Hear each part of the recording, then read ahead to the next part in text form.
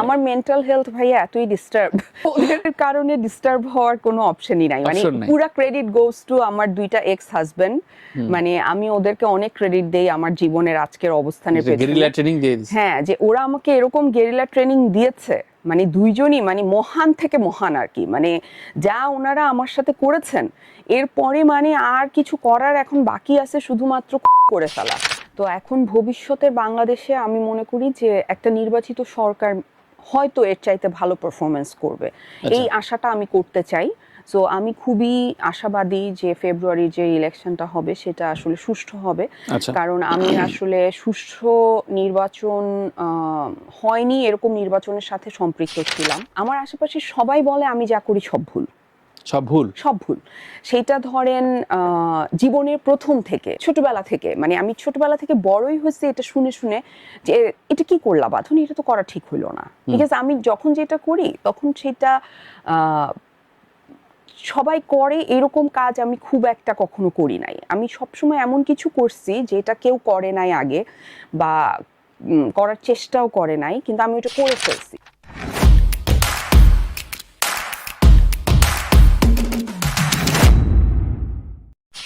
আজমেরী হক বাঁধন। বাঁধন, স্বাগতম। আমরা তানভীর তারেক, কেমন আছো? আমি ভালো আছি, আপনি কেমন আছেন?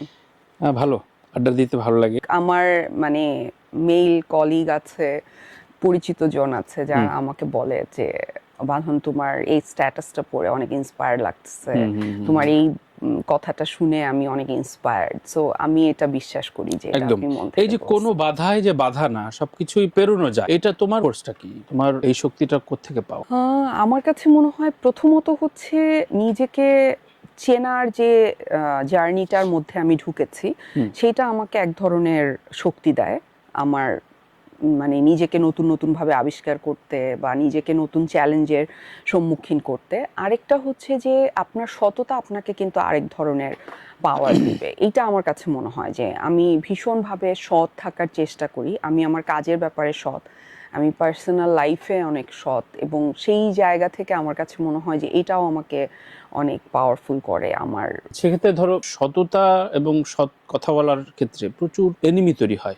এনিমি ম্যানেজমেন্টটা কিভাবে এত কনসিয়াসলি ঠিকঠাক করে চলো, মানে হাসতে হাসতে?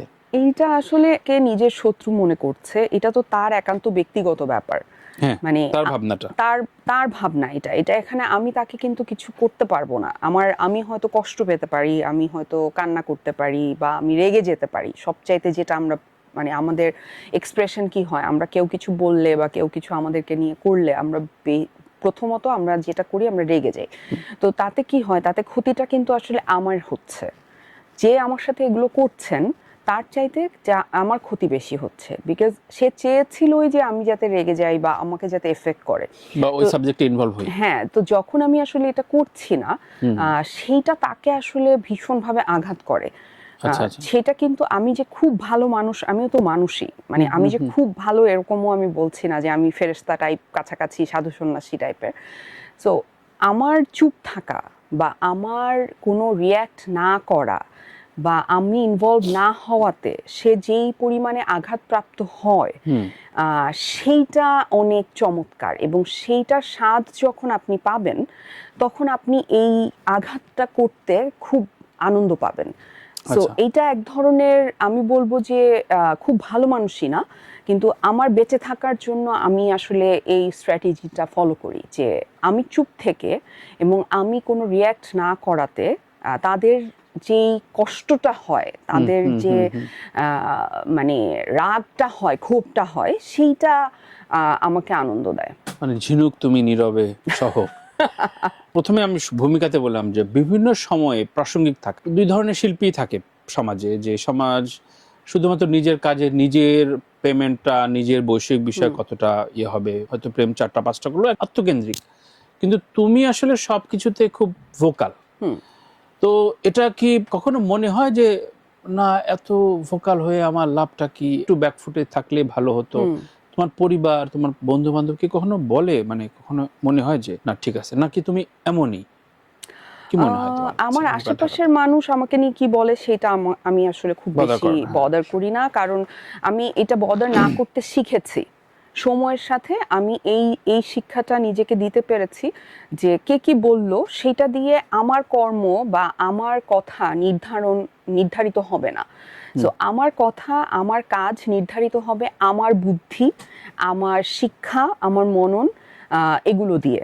সো এখন আমার আশেপাশে সবাই বলে আমি যা করি সব ভুল। সব ভুল সেটা ধরেন জীবনের প্রথম থেকে ছোটবেলা থেকে, মানে আমি ছোটবেলা থেকে বড়ই হয়েছি এটা শুনে শুনে যে এটা কি করলা বাঁধন, এটা তো করা ঠিক হইলো না। বিকজ আমি যখন যেটা করি তখন সেটা সবাই করে এরকম কাজ আমি খুব একটা কখনো করি নাই। আমি সবসময় এমন কিছু করছি যেটা কেউ করে নাই আগে বা করার চেষ্টাও করে নাই, কিন্তু আমি ওটা করে ফেলছি। তো তখন কি হয়, সবার কাছে ওইটা ধাক্কা লাগে, কিন্তু সময়ের সাথে আবার ওই মানুষগুলো আমাকে বলে যে ও আচ্ছা তুমি এটা করছিলা, তুমি তো মানে দারুণ একটা কাজ করছো। তো আমার কাছে মনে হয় যে মানুষ কি বলল না সেইটার চাইতে অনেক ইম্পর্টেন্ট যে আমি আসলে কিভাবে কোনো একটা জিনিসকে প্রসেস করছি বা ডিল করলাম। হ্যাঁ, এটা অনেক ইম্পর্টেন্ট। এই জন্য ভাইয়া এর জন্য আপনার কি করতে হবে, আপনার কিন্তু প্রচুর পড়তে হবে, প্রচুর জানতে হবে, আপনার বড় বড় মানুষকে ফলো করতে হবে। আপনি আমাকে বলছিলেন না যে অনেক আর্টিস্ট আছে যে তার নিজের মধ্যে সীমাবদ্ধ থাকে এবং সে মনে করে যে কোনো কিছু নিয়ে কথা বলাটা তার দায়িত্বের মধ্যে পড়ে না। কিন্তু আমি বিশ্বের বহু বড় বড় ডিরেক্টর, প্রডিউসার, আর্টিস্টদেরকে দেখেছি যারা বেসিকলি তাদের জায়গা থেকে সোসাইটিতে ইম্প্যাক্ট রাখে ভীষণ, এবং সেই ইম্প্যাক্ট যারা রাখেন তাদেরকে আলটিমেটলি গিয়ে মানুষ মনে রাখেন, শুধু তাদের কাজের জন্য না, তাদের অ্যাক্টিভিটিজের জন্য। তো আমি আসলে তাদেরকে ফলো করি, আমার ভালো লাগে। আমার মনে হয় যে আমার একটা কথায় যদি কারো জীবনের মানে এতটুকুও পরিবর্তন হয় সেটাই আমার অ্যাচিভমেন্ট। আমার অ্যাচিভমেন্ট এত এত অ্যাওয়ার্ড বা এত এত ভালো কাজের চাইতে মানুষের জীবনে আমি যে ইম্প্যাক্ট রাখতে পারছি। আপনি যে প্রথমেই কথাটা বললেন, এরকম কথা আপনাকে আমি বললাম যে ছেলেরা তো বলে, মেয়েরা তো অসংখ্য বলে। মানে ধরেন আমি যেখানে যাই, আমি তো খুবই সাধারণ জীবনযাপন করি, আমি ধরেন নর্মালি বাইরে চলে যাই, পাবলিক ট্রান্সপোর্ট ইউজ করি, সো শপিংয়ে চলে যাচ্ছি, ঘুরতে চলে যাচ্ছি, সো আমার সবার সাথে দেখা হয়, আমার ইন্টারাক্ট হয় অনেক দর্শকের সাথে, এবং আমার কোনো বডিগার্ডও নাই। আচ্ছা, মানে পোশাকি স্টারডমের আড়ম্বরটা তুমি আমি ভাঙার চেষ্টা করেছি এবং সেটা আমি পেরেছি। আমার কাছে মনে হয় যে আমি ওটা ইচ্ছা করেই করেছি, এটা আমার ইন্টেনশনালি করা। যে আমি চাই নাই যে আমাকে কেউ মনে করবে যে ও হচ্ছে আকাশের তারা, ওকে ছোঁয়া যায় না, বা ওর জীবনটা এরকম ফ্যান্টাসি।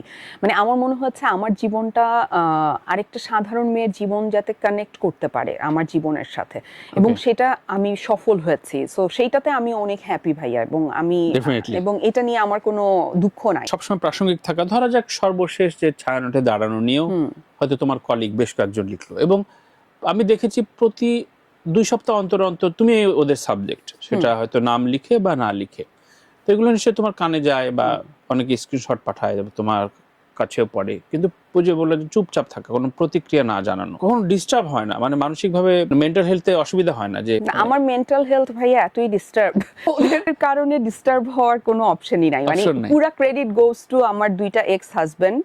মানে আমি ওদেরকে অনেক ক্রেডিট দেই আমার জীবনের আজকের অবস্থানের পেছনে। গেরিলা ট্রেনিং দিয়ে দিয়েছে। হ্যাঁ, যে ওরা আমাকে এরকম গেরিলা ট্রেনিং দিয়েছে, মানে দুইজনই মানে মহান থেকে মহান আর কি। মানে যা ওনারা আমার সাথে করেছেন, এরপরে মানে আর কিছু করার এখন বাকি আছে শুধুমাত্র করে ফেলা।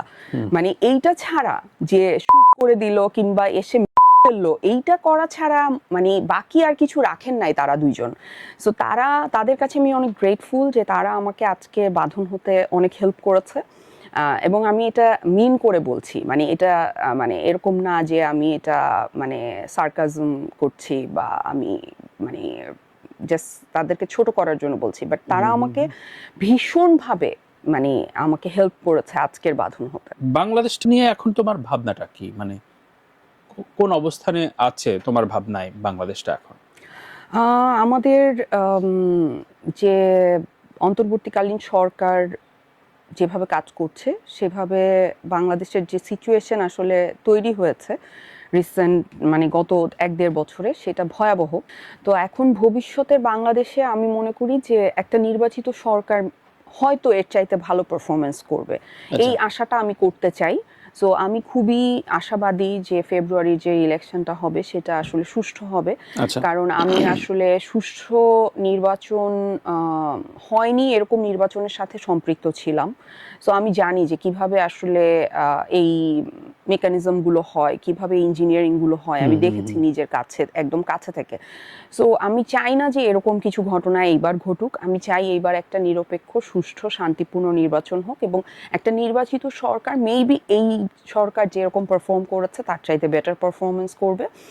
আর আমাদের দেশের সার্বিক যে সিচুয়েশন, আমাদের জাতিগতভাবে আমাদের আসলে অনেক কিছু চেঞ্জ দরকার, মানে যেইটা আসলে রাতারাতি পরিবর্তন হওয়া সম্ভব না, সেটা যেই সরকারই আসুক না কেন। সেটা আমি এই অন্তর্বর্তীকালীন সরকারকে কিন্তু ব্লেম করতে পারবো না, বিকজ আপনার এক রাতের মধ্যে হয়তো মানে মানুষগুলো পরিবর্তন হয়েছে, বাট সিস্টেম ওইটাই রয়ে গেছে।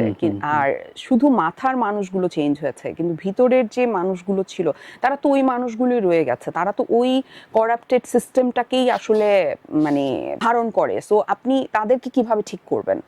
সময় লাগবে। এই বিষয়টায় আমার মনে হয় যে প্রচুর কাজ করা দরকার, যেই আসুক তার প্রচুর কাজ করতে হবে, মানে দেশের মানুষের মানসিক অবস্থার পরিবর্তনটা সবার আগে জরুরি আমার।